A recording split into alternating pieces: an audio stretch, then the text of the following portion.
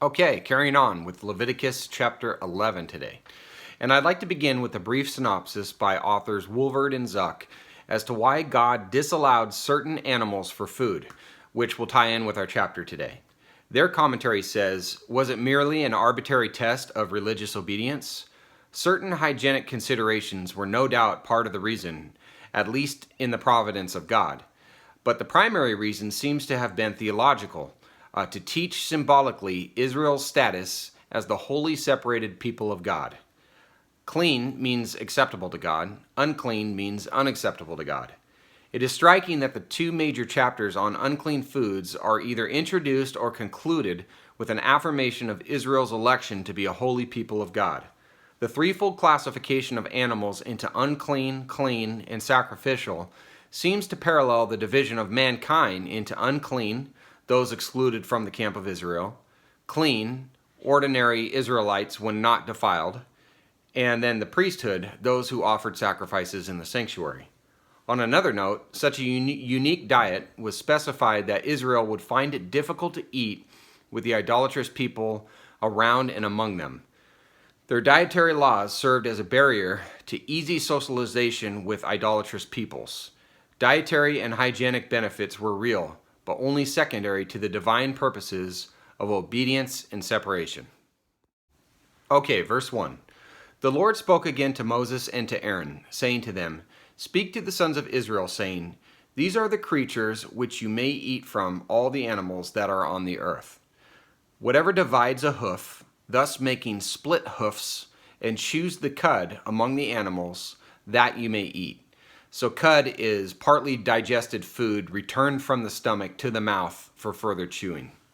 Verse 4. Nevertheless, you are not to eat of these, among those which chew the cud, or among those which divide the hoof. The camel, for though it chews the cud, it does not divide the hoof. It is unclean to you. Okay, the camel has a divided foot of two large parts, but the division is not complete, and the two toes rest on an elastic pad. Verse 5. Likewise, the shafan, also known as a hyrax or a rock badger and looks like an overgrown guinea pig, for though it chews the cud, it does not divide the hoof. It is unclean to you. The rabbit also, for though it chews cud, it does not divide the hoof. It is unclean to you. And the pig, for though it divides the hoof, thus making a split hoof, it does not chew the cud. It is unclean to you. You shall not eat of their flesh, nor touch their carcasses. They are unclean to you. These you may eat, whatever is in the water, all that have fins and scales, those in the water, in the seas or in the rivers, you may eat. Verse 10. But whatever is in the seas and in the rivers that does not have fins and scales among all the teeming life of the water, and among all the living creatures that are in the water, they are detestable things to you, and they shall be abhorrent to you. You may not eat of their flesh, and their carcasses you shall detest. Whatever in the water does not have fins and scales is abhorrent to you. All right, so I got to admit, no bacon or lobster would have been very difficult for me. Verse 13.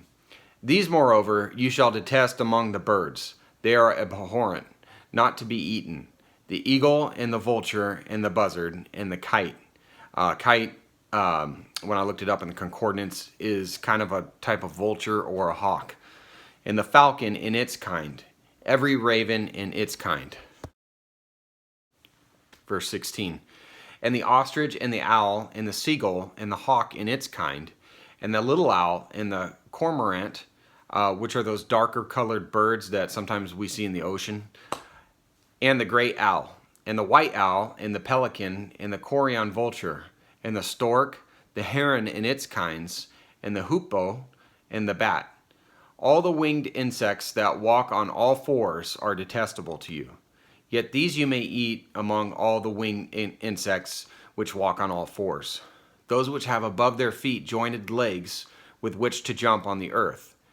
These of them you may eat. The locust in its kinds, and the devastating locust in its kinds, and the cricket in its kinds, and the grasshopper in its kinds. And we saw John the Baptist as his favorite snack here. Verse 23. But all other winged insects which are four-footed are detestable to you. By these, moreover, you will be made unclean. Whoever touches their carcasses becomes unclean until evening, and whoever picks up any of their carcasses shall wash his clothes and be unclean until evening. Concerning all the animals which divide the hoof, but do not make a split hoof, or which do not chew cud, they are unclean to you. Whoever touches them becomes unclean. Also, whatever walks on its paws, among all the creatures that walk on all fours, are unclean to you. Whoever touches their carcasses becomes unclean until evening. And the one who picks up their carcasses shall wash his clothes and be unclean until evening. They are unclean to you. Now these are to you the unclean among the swarming things which swarm on the earth, the mole and the mouse and the great lizard and its kinds, and the gecko and the crocodile and the lizard and the sand reptile and the chameleon. These are to you the unclean among all the swarming things. Whoever touches them when they are dead becomes unclean until evening. Verse 32. Also anything on which one of them may fall when they are dead becomes unclean, including any wooden article or clothing or a skin or a sack, any article of which use is made. It shall be put in the water and be unclean until evening. Then it becomes clean. As for any earthenware vessel into which one of them may fall, like a pot or something, whatever is in it becomes unclean, and you shall break the vessel. Any of the food which may be eaten on which water comes shall become unclean, and any liquid which may be drunk in every vessel shall become unclean. Everything, moreover, on which part of their carcass may fall becomes unclean. An oven or a stove shall be smashed, and they are unclean, and shall continue as unclean to you. Verse 36. Nevertheless, a spring or a cistern collecting water shall be clean, though the one who touches their carcass shall be unclean. If a part of their carcass falls on any seed for sowing which is to be sown, it is clean. Though if water is put on the seed and a part of their carcass falls on it, it is unclean to you.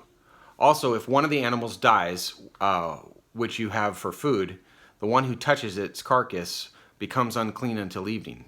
He too, who eats some of its carcass, shall wash his clothes and be unclean until evening. And the one who picks up its carcass shall wash his clothes and be unclean until evening. Man. Verse 41. Now every swarming thing that swarms on the earth is detestable, not to be eaten.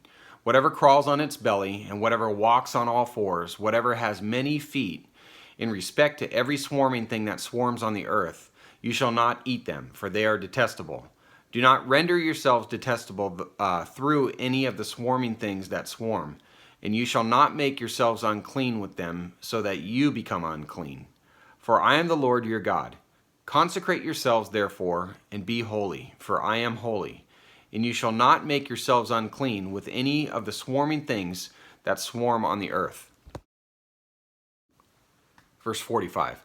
For I am the Lord who brought you up from the land of Egypt to be your God. Thus you shall be holy, for I am holy. This is the law regarding the animal and the bird, and every living thing that moves in the waters, and everything that swarms on the earth, to make a distinction between the unclean and the clean, and between the edible creature and the creature which is not to be eaten.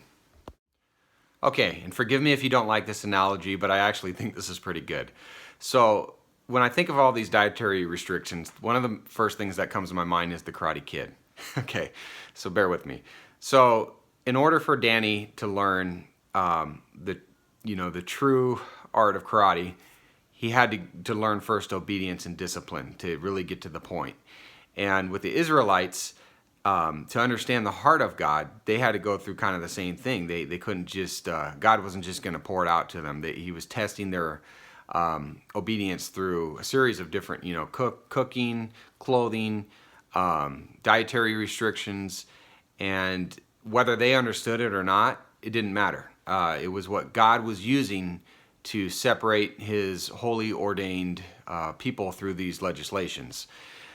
And then the other reason was he didn't want them being drawn into other idolatrous cultures. So this would make it very difficult, kind of like Danny joining the Cobra Kais. You don't want to go on that side of the road. So God was using these disciplines to keep them in line and in order, and then later would reveal his true glory to them. Okay, so bear with me, hang in there. We're getting somewhere. God bless you. Take care.